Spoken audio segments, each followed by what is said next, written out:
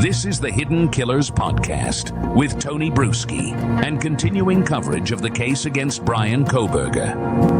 Today, we're pulling back the curtain on one of the most disturbing, most closely watched murder cases in recent American memory. The brutal slayings of 4 college students in Moscow, Idaho. And the alleged killer now etched in the national psyche, Bryan Kohberger. We don't have to say alleged anymore. He is the killer.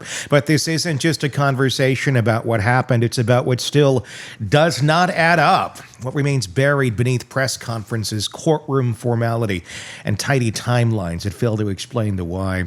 Because behind the crime scene photos and the cell tower pings, there's a far messier, more human story unfolding. One that involves a broken family, a faltering legal defense, and a psychological spiral that few of us can begin to comprehend.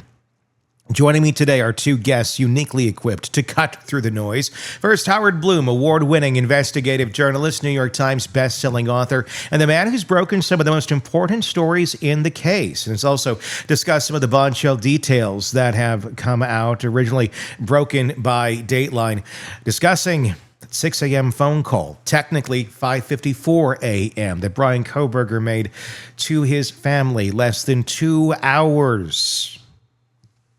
Let that sink in. Less than 2 hours after the murders, bright and sunny in the morning, he's calling mom and dad. Have a nice little conversation. Holidays are coming up. What's on your list? The phone registered to his father is where that call went to. A call that, if you ask Blum, changed everything. He's also the author of When the Night Comes Falling, a searing exploration of the case that functions as both a crime narrative and a requiem. And joining us also, Robin Drake, retired FBI special agent and former chief of the Counterintelligence Behavioral Analysis Program. Robin brings a surgical eye to behavior, kind that sees meaning in every deviation, every misplaced reaction, every nervous tick. When people's stories don't match their pattern, Robin spots it.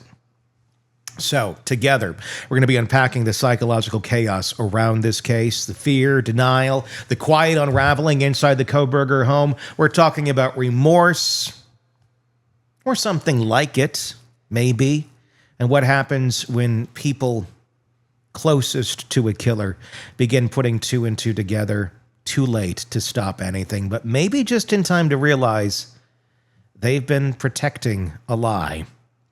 It all begins with that early morning phone call, the one nobody knew about until Blum's reporting and Dateline made it public. A call between Bryan Kohberger and his family. It just might have been the first real crack in the facade.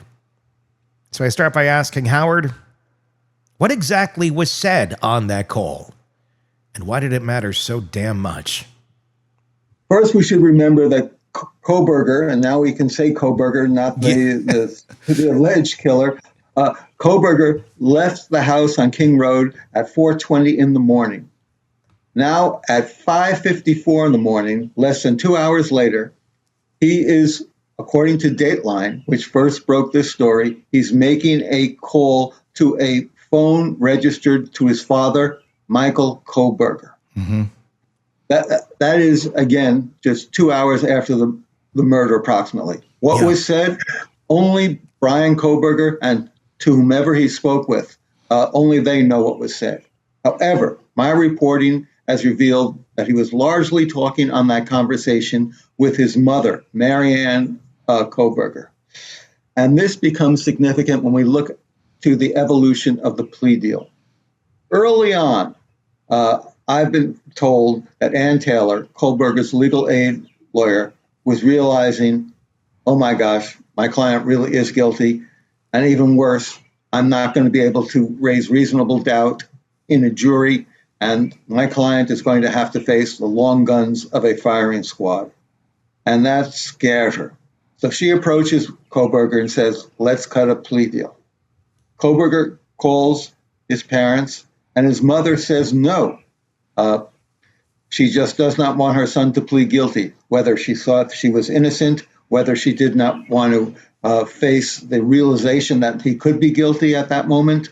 For whatever reason, she says no, and so they nix the plea deal. Then, in June, towards the middle of June, the Kohberger team tries two Hail Mary passes. They try to convince the judge that they have alternate perpetrators, that Kohberger was really the patsy in this whole case, that other people were the murderers. They planted a knife sheath there that had Kohberger's DNA in it. And they even file a motion with the judge naming these four people. And the judge reads this motion, Judge Hippler, and he says, not so fast. This is circumstantial evidence at best. It's allegations, not evidence. So that's thrown out. Mm-hmm. Then there's alibi defense. That's their second Hail Mary pass. They want people to think that Kohberger was off in a wilderness park in Washington State at 4 a.m. on a freezing, cloudy night stargazing. And the judge looked at this quote-unquote evidence, and he says, that alibi is not an alibi. So now they had no alibi defense. They had no alternative perpetrator theory they could introduce and no alibi. So they approached Kohberger again and said, look, for your own sake, to save you from the firing squad, which is the rule in Idaho, you really should consider cutting a deal. Let us go, give us permission to go to the prosecution and see if we can cut a deal. Kohberger once again calls up his parents. However, this time, his parents realize after the Dateline special that revealed the call that they might have to go on the stand, his mother might have to go on the stand and talk about what was said during that 54-minute phone call less than 2 hours after the murders. Kohberger now realizes that his parents could be put in a position, if they're asked probing questions, that would legally incriminate them. It also becomes clear to the parents that the father will now certainly have to testify about his cross-country trip with his son in the weeks after the murder, where they're sitting shoulder to shoulder in a white Hyundai Elantra, while all the police all over the country are looking for a suspect in a white Hyundai Elantra, and Michael Kohberger, the father, might have to explain under oath what was said. So when Kohberger realizes that not only has he ruined his parents' life, but he might put them in legal jeopardy, he feels a sense of something akin to remorse. Yeah. Let's not talk about remorse for him. I mean, that's too specific an emotion. His emotions are much more complicated. And I only got a B- in Psych 1 in college. I wouldn't be the one to be an authority on that. But he decides that he owes his parents a duty to try to prevent them, to put them from putting themselves on the stand and incriminating themselves. And also, at the same time, he'll be able to save his own life, live out his future in prison, where he'll be able to scheme and dream. So he then tells Ann Taylor, okay, see if you can get me a deal. Ann Taylor goes to the prosecution, to Bill Thompson, who's leading the case.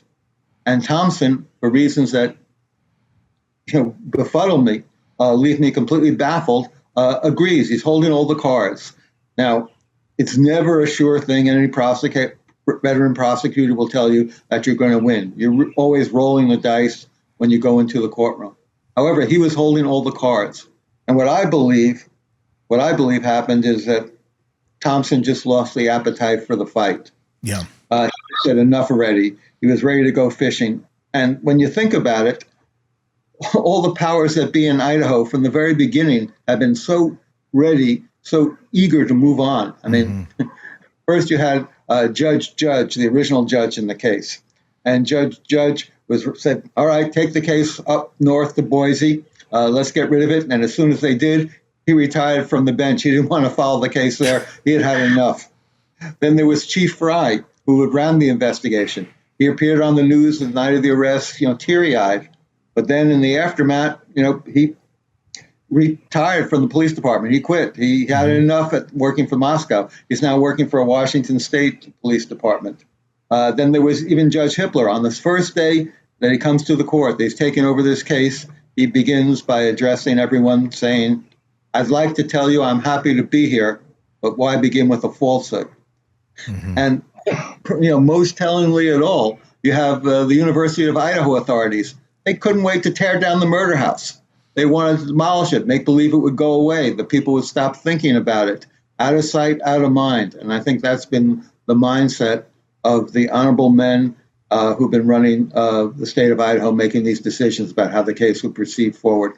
I want to go to Robin here in a second, but I want to ask you one more quick question. Robin Dreek, retired FBI Special Agent, Chief of the Counterintelligence Behavioral Analysis Unit, with us as well. I didn't introduce you at the very beginning, but I want to ask you one quick question before I go to you, Robin, on this. Do you think, Howard, that there was incriminating things said on that phone call with the parents? Maybe not necessarily, hey, I killed a bunch of kids today, but maybe if they look back on it retrospectively, there might have been some little nuggets that would have made them raise their eyebrows. From what I've been able to ascertain, the parents came off that phone call and began to think, oh my gosh, what is going on? Something is wrong with our son. Then later, when they found out about the murders in the aftermath, they saw his strange behavior when he came home for Christmas, packing his garbage in plastic bags to conceal the DNA, his obsessively cleaning his car. They began to, in their minds, begin to put two and two together. Mm-hmm. And yet they still were reluctant, as I guess any parent might be, to confront the reality that my son, my child, is a monster. Yeah, I can't imagine. Robin? Yeah, Howard, thank you so much for, as we said before we even started, for everything you've done and the deep dive and depth of field you have on this case. You started right out from the get-go of identifying a massive behavior spike right after the murders. And that's what that phone call was, whether it's to his mom or dad, that early in the morning, because all of us have these arcs. I call them behavior arcs. And behavior arcs become extremely predictable for people's behavior, past, present, and future, unless there's something that happens that causes a major deviation. And from the way you laid it out, it sounds like that phone call early in the morning was a massive deviation from what he normally did, regardless of that content of their conversation. That was a deviation and something caused it. And then you had all these other data points and deviations in his behavior that his parents are picking up. Notably, you did say, parent of two adult children as well, we want to assume the best. We don't want to turn a blind eye. What do you think kept them so staunch in that he's innocent, even like you're saying, even when the mother was battling to say he's innocent, when all the data points were just lining up against him? I think on some level, it's akin to you get a diagnosis from a doctor, and you just don't want to confront it. And I think your insights about his behavior that morning are particularly interesting, because look what happened after that. After that phone call, he then pretty much immediately gets in his car and returns to the house on King Road, either to see if he can get his knife back, this we'll never know, or was he just wanting to see if they had been alerted. And then he drives back to his apartment in Washington State, and he takes that now infamous selfie with the thumbs up. That's sort of self-congratulatory. But I think those three events, the phone call, driving back to the house on King Road, and the selfie, are part of one whole of Kohberger's processing just what he did hours before at 4 a.m. There is something especially chilling about the moments that almost happened. The plea deal that almost went through, the family members who almost admitted what they were starting to suspect, the chance at justice that almost looked like a trial. What the conversation really revealed is the difference between legal guilt and emotional reckoning. Yes, Kohberger pled guilty. Yes, the evidence was overwhelming, but what Howard's reporting laid bare and what Robin helped us decode is how looking at it in a different way, how long it took even the people closest to Bryan to see him for what he actually is, and how far they were willing to go to deny it. The 6 a.m. phone call wasn't just a timestamp on a call log. It was a psychological flare. And the fact that it went to his parents and that his mother allegedly took the lead on that conversation shifts how we interpret everything that came after. The refusal to take the first plea, the fear of testifying, the sudden shift after the Dateline special. It wasn't just about strategy, it was about damage control, because once that call became public, the spotlight widened to include them. And then there's this deeper pattern Idaho officials who didn't seem to want to see this case through. Judges retiring, police chief stepping down. A prosecution team, as Howard put it, that may have just lost the appetite for the fight. And maybe that's the most disturbing part of all. Not that the system failed, but that it flinched. That when justice needed the long haul, the state chose convenience. Robin made a sharp point, too. Behavior leaves clues, and Bryan's arc from the phone call to the return to the crime scene to the now infamous selfie was one long behavioral red flag. The kind that only you really see clearly when you stop making excuses for people. So where does it leave us? A man in prison, 4 families without answers, and a haunting sense that some truths may never make it to the record. But thanks to voices like Howard's and Robin's, at least we're still asking the hard questions. Tell me what your thoughts are in the comment section on our YouTube page. If you're not already there, search Hidden Killers with Tony Bruschi to join us in those conversations. If you're on the podcast platforms, Apple Podcasts, Spotify, iHeart, wherever it may be sure to press subscribe so you don't miss any of our coverage on this case of the many that we cover for you right here at the Hidden Killers podcast and True Crime Today. My name is Tony Bruschi. We will talk again real soon.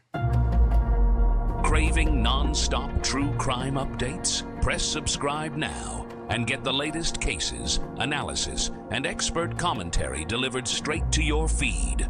Only from the Hidden Killers podcast and True Crime Today.